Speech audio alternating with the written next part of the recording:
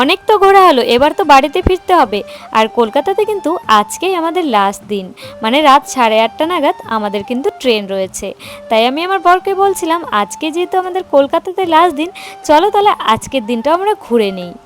আর এবার আমরা এত ঘুরেছি বাড়িতে একটা দিনও ছিলাম না। তো আমরা কিন্তু চলে এসেছিলাম ভিক্টোরিয়াতে, এখানে আমরা টিকিটও কেটে নিলাম। টিকিটের প্রাইস ছিল 50 টাকা করে। এর আগে যদিও আমি একবার ভিক্টোরিয়াতে এসেছিলাম, এটা নিয়ে আমার সেকেন্ড টাইম।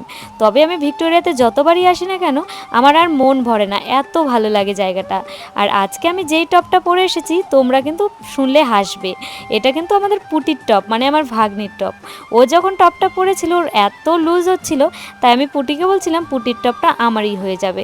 তো ওর টপটা পরেই কিন্তু আমি চলে এসেছিলাম। আর পুটির কিছু কিছু জামা কিন্তু আমার হয়ে যায়, তাহলে বুঝতেই পারছো আমি কতটা রোগা। তো ভেতরে আসার পর ছোট ছোট ক্লিপ নিয়ে রেখেছিলাম তোমাদের সাথে শেয়ার করবো বলে। এর আগের বার যখন এসেছিলাম তখন না ভিডিও করা অ্যালাউ ছিল না, এবার দেখছি আবার ভিডিও করতে দিচ্ছে। আর এই ভেতরে যে জিনিসগুলো দেখতে পাচ্ছো অনেকটা আমাদের কোচবিহারের রাজবাড়ির ভেতরে যে জিনিসগুলো দেখা যায় ওই টাইপের, কিন্তু এখানে অনেক রকমের জিনিস ছিল। আর আমি আমার বরকে বারবার করেই বলছিলাম ওপরে আর যাব না, এর আগের বার যখন এসেছিলাম তখন কিন্তু দেখেছিলাম। আর এত পরিমাণে গরম ছিল তো যার জন্য ওপরে যেতে চাইছিলাম না। তো ও বলছিল 50 টাকার টিকিট কেটে এসেছি, তো সেটা তো তুলতে হবে, চলো ওপরে কি কি আছে দেখে আসি। আর এখানে আসার পর এটা আমার চোখে পড়লো, মানে তুমি যদি এই আয়নাটার সামনে দাঁড়াও না, তাহলে তোমার ফেসের সাথে কার ফেস মিলে যাবে তো সেটা কিন্তু এখানে দেখা যাবে।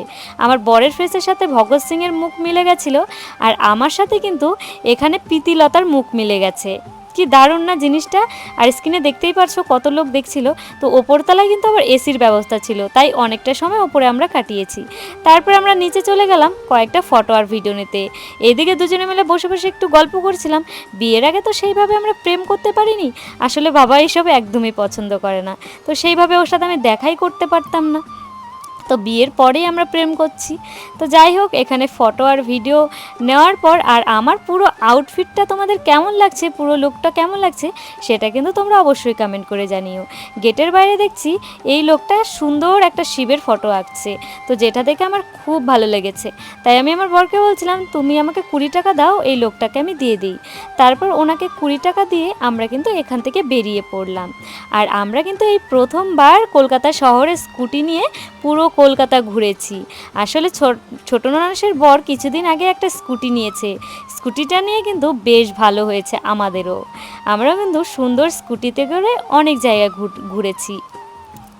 আর তো আজকের ব্লগটা তোমাদের কেমন লাগলো আমাকে কিন্তু অবশ্যই কমেন্ট করে জানিও।